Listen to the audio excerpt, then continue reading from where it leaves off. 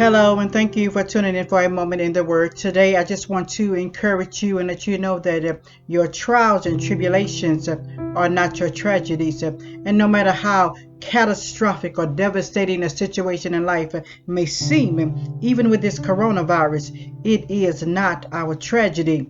In John 16:33, Jesus said, "These things I have spoken unto you, that in me ye might have peace. In the world ye shall have tribulations." See, oppressions and sufferings will come. But Jesus said, "Be of good cheer. I have overcome and conquered the world." That means that no matter how flawed our ability may be to cope with these unfavorable situations, God is still able to do just what he said he would do.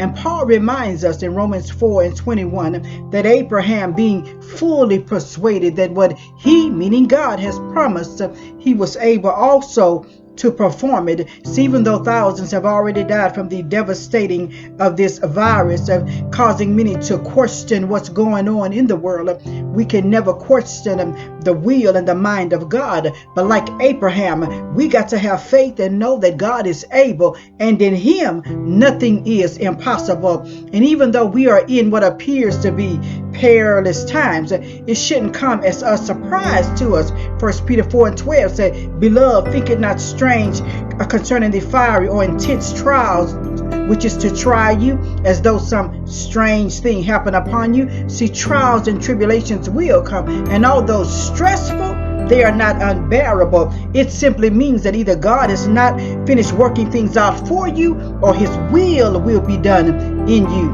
In Luke 22:42, Jesus said, "Father, if thou be willing, remove this cup or this suffering from me. Nevertheless, not my will or what I want, but thine will be done." Today's word is, even though this plague might be upon us, the blood of Jesus is still within us. Ephesians 1:7 said, "In whom," meaning Jesus, "we have redemption through his blood, the forgiveness of sin, according to the riches of his grace, of his love, of his kindness and mercy."